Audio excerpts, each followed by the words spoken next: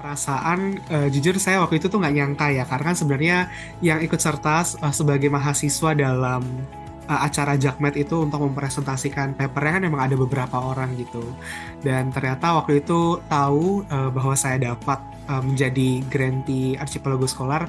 Itu saya sangat bersyukur karena bisa terpilih menjadi salah satu grantee, dan juga itu merasa sangat senang gitu karena ternyata jerih lelah dan juga upaya untuk mempersiapkan kemudian untuk ikut serta dalam Jakmed itu tuh terbayarkan gitu Mbak rasanya.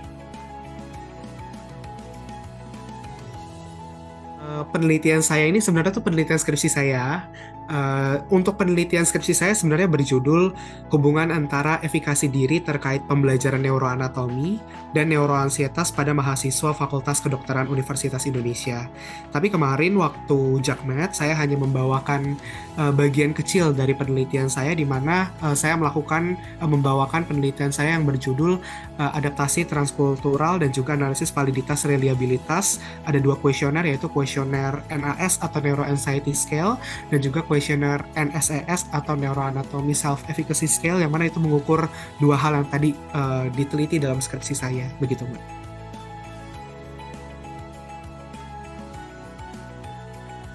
Baik, mungkin kalau harapan tentu ada sangat banyak ya Mbak harapan. Tapi kalau harapan utama saya saat ini adalah bagaimana sebenarnya kita antar fakultas kedokteran yang ada di Indonesia atau fakultas-fakultas kesehatan yang ada di Indonesia tuh bisa punya kualitas yang sama, baik dari aspek pengajarannya seperti itu, metode-metode pengajaran, assessment dan sebagainya.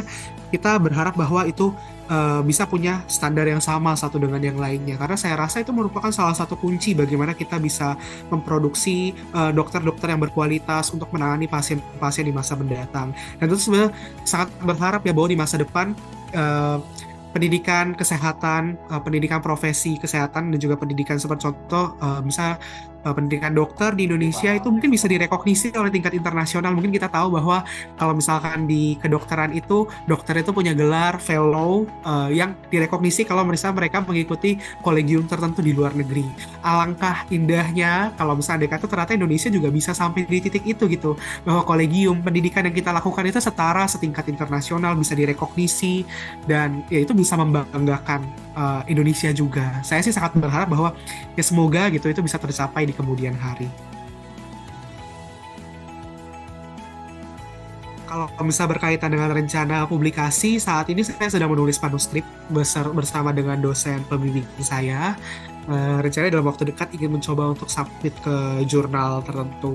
Kemudian kalau ditanya berkaitan dengan rencana pengembangan penelitian, tentu ada sangat banyak, karena saya masih punya banyak banget PR dan juga rasa ingin tahu mengenai neuroanxiety dan juga efikasi diri pada pembelajaran neuroanatomi ini.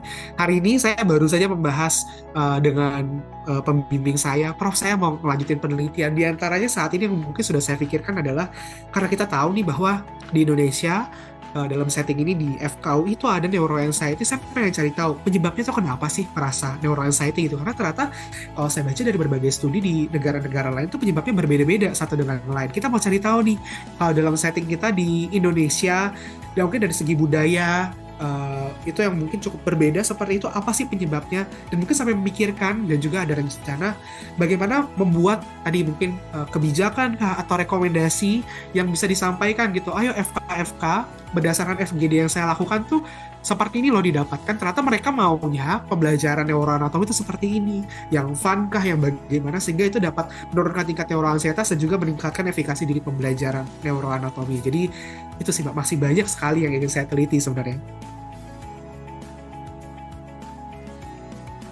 Jadi Archipelago Scholar ini, dengan kehadiran Archipelago Scholar, ketika kemarin saya mendapatkan menjadi grantee ini, kemudian saya akhirnya nge-stalk gitu mengenai Archipelago Scholar, dan ternyata memang salah satu misinya adalah untuk mendukung peneliti dalam pengembangan topik pendidikan dan pemberdayaan di bidang kesehatan. Dan menurut saya sangat merasa senang ya dengan adanya Archipelago Scholar ini, bagaimana yayasan ini sangat mendukung kami para peneliti muda gitu. Jadi menurut saya ini adalah bagaimana Archipelago Scholar itu bisa memberikan dukungan, memberikan apresiasi, dan juga sekaligus bagi saya memotivasi saya gitu pada akhirnya untuk melakukan pengembangan dan juga penelitian lebih lanjut pada topik pendidikan dan juga pemberdayaan di bidang kesehatan. Dan saya rasa juga saya lihat bahwa tidak hanya mendukung di bidang pendidikan, pemberdayaan, penelitian itu, ada banyak juga karya-karya yang dihasilkan dari Archipelago Scholar, berbagai program-program yang ternyata itu juga saya rasa tuh pasti akan sangat bermanfaat gitu untuk masyarakat. Jadi saya rasa kehadiran Archipelago Scholar ini uh, tidak hanya bermanfaat untuk masyarakat, tapi bermanfaat juga untuk kami, para peneliti-peneliti muda yang pada akhirnya mendorong dan juga menggerakkan banyak orang untuk meneliti terkait dengan bidang ini. Dan juga mungkin jadi saya besok-besok bisa cerita gitu, ayo kita aktif meneliti gitu. Salah satu kita disupport juga loh oleh Archipelago Scholar ini, mungkin bisa ikut serta dalam kegiatan-kegiatan di tahun berikutnya dan siapa tahu menjadi grantee juga. Jadi